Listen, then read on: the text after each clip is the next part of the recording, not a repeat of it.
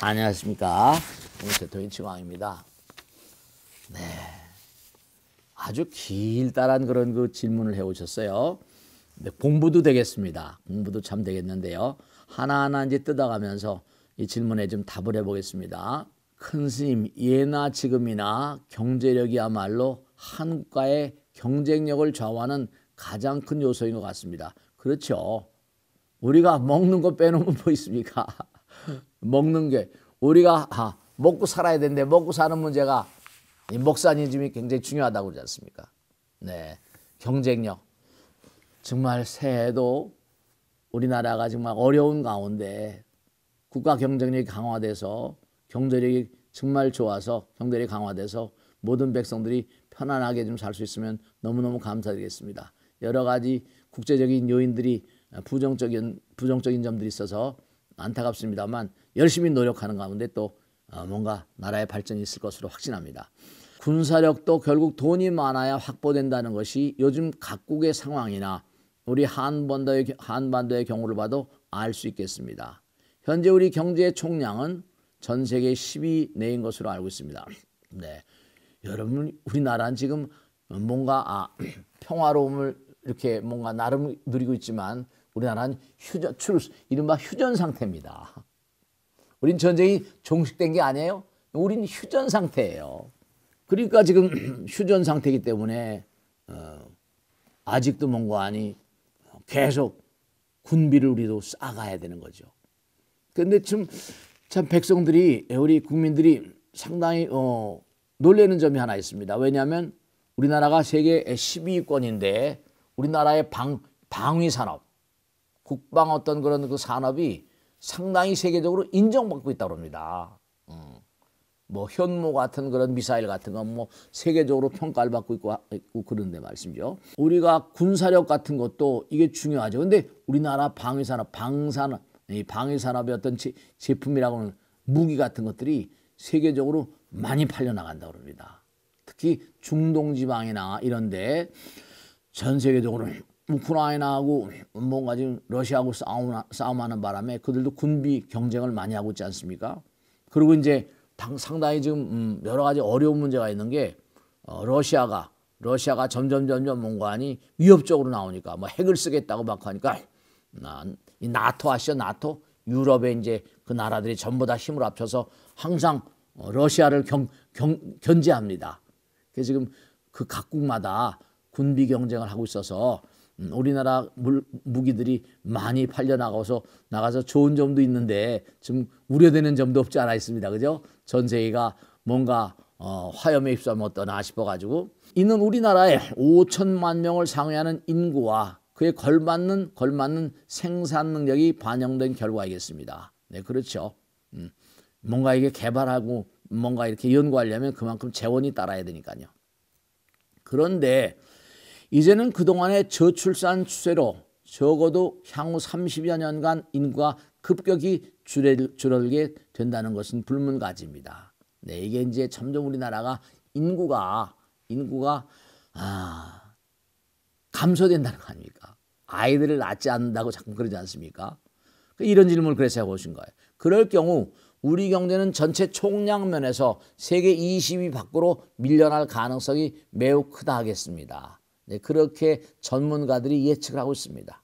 이는 그만큼 우리나라의 국력이 줄어들게 된다는 것을 의미하게 되고 군사력, 외교력 등 대외 측면뿐만 아니라 문화, 예술, 스포츠 등 무형의 분야에서도 현재의 위치를 누리지 못할 가능성이 있겠습니다. 네, 그런 점이 좀 우려될 만한 점들이 있겠죠. 그렇지만 다른 각도로 보면 인구가 3천만 명으로 줄어들더라도 1인당 국민소득이 지금보다 나아진다면, 즉 개개인의 경제 능력이 향상된다면 우리의 생활 수준이나 만족도는 높아질 텐데 굳이 총 인구수의 감소를 염려할 필요가 있을까 하는 생각이 듭니다. 네, 이렇게 생각하시는 분 많으세요? 이른바 말하면 뭐 저 북구라파나 이런 데는 인구가 작은데도 불구하고 사회보장이 잘 돼서 아주 살기가 좋은 나라다 뭐 이런 얘기도 하지 않습니까? 그런데 즉 인구 1천만이 안 되는 북구라파의 국가들에서 행복한 삶을 누리고 있는 국민들의 경우를 보듯이 말입니다. 어쨌든 현재 우리는 앞으로 인구 감소에 따른 많은 변화를 눈앞에 마주할 텐데 우리의 마음가짐을 어떻게 가져가야 할지 궁금합니다. 이렇게 긴 질문을 해보셨어요. 지금 이 지구 전체적으로 보면 뭐 트럼프도 기후온난화가 사기다라고 막 그러고 말이죠.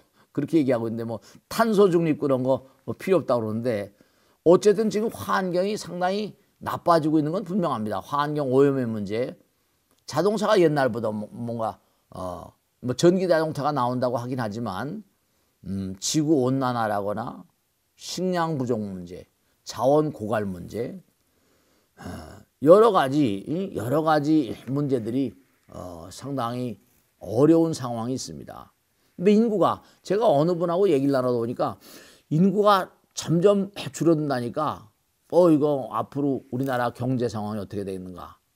그리고 우리 아시는데 미국의 어떤 전문가가 그러더라고요. 인구가 줄어들게 되면 로봇가 많이 대체한다.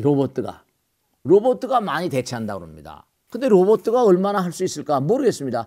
그랬더니 또 이런 얘기를 합니다.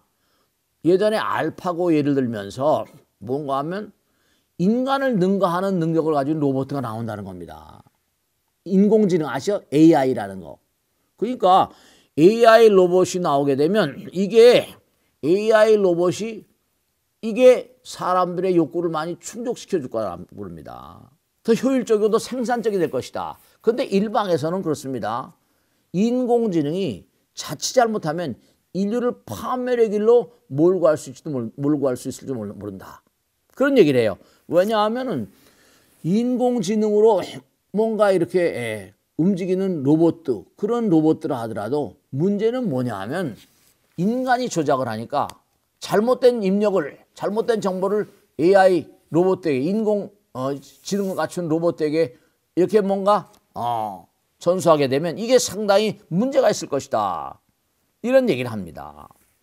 근데 요즘 같은 우리나라 마찬가지지만 아이를 못 낳는 이유 가운데 아이를 안 낳는 이유죠. 못 낳는지 안 난다고 그러죠. 안 낳는 이유 가운데 하나가 중요한 게 우선 다른 건 다 좋은데 이른바 주거 환경이 악화되는 거죠.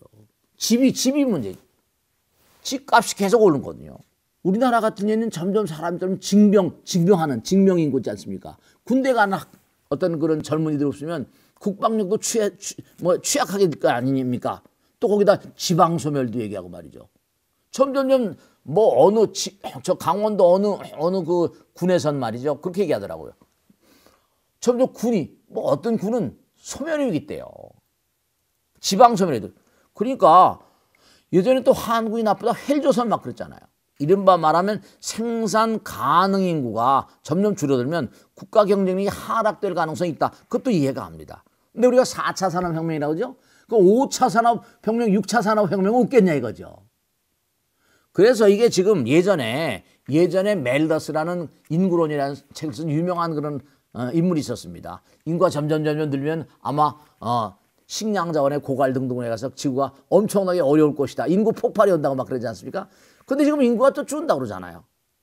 근데 어쨌거나 간에 제가 어렸을 땐 초등학교 때 교과서에 보면 지구의 인구가 지금도 기억이 납니다. 지구의 인구는 28억이라고 기억이 납니다. 30억도 안 되는 80억이라고 그러잖아요. 늘긴 늘었지 않습니까? 그러니까 늘다 보니까 여러 가지 문제가 많이 이제 숲을 많이 쓰러뜨리고 여러 가지 문제가 많이 나지 않습니까? 여러 가지 생활의 어떤 그런 품질의 문제, 인구가 뭔가 준다 하더라도 인구가 줄면 줄은 대로, 인구가 늘면 느는 대로 또 문제가 있지 않습니까? 줄면 주는 대로 문제가 있고 늘면 느는 대로 또 문제가 있거든요. 그래서 그런 얘기를 많이 합니다. 우리 대한민국도 이게 적정 인구가 얼마 정도 되냐? 3천만에서 3천만 명에서 3,500만 명 정도 된답니다. 그러니까 2300년이 되면 지금 예측대로면 한국이 없어진다는 거예요. 그렇게 되진 않겠죠. 그러나 분명한 사실이 여러 가지로 볼 때 인구가 줄게 되면 많은 문제들이 파생되겠지만 저는 그렇게 봅니다. 또 뭐냐면 인구가 주는 대로 뭔가 하니 또 뭔가 거기에 대체되는 노력을 하지 않을까. 뭔가 어려운 가운데도 인류는 뭔가 하니 어려운 가운데를 많이 이겨내면서 그래서 돌파, 극복의 의지를 또 가지고 있는 게 인간의 어떤 의지 같은 게 아닙니까? 그런 가운데도 뭔가 저는 비관적으로 보지 않습니다.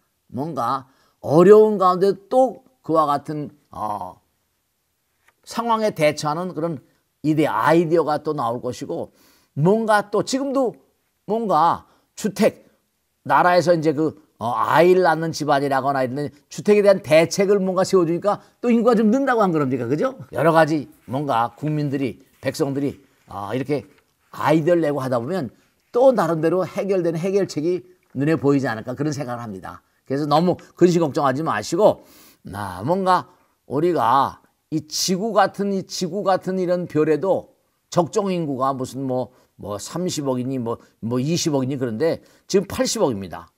결국은 뭐냐면 하나 마지막으로 제가 말씀드릴 수 있는 건 하늘이 다 점지합니다.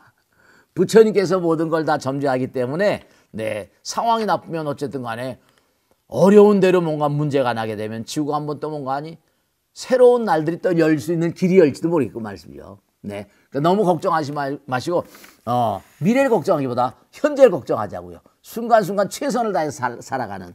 그래서 부처님께서 항상 하신 말씀대로 순간순간 현실을, 이 순간이 영원이기 때문에, 이 순간도 영원이니까 영원을 항상 우리 생각하면서 순간순간 최선을 다해서 인생을 살아가기를 다짐하는 게 좀 더 낫지 않겠나, 그런 생각을 해봅니다. 아시겠죠? 자, 오늘 여기서 마치겠습니다. 대단히 감사합니다.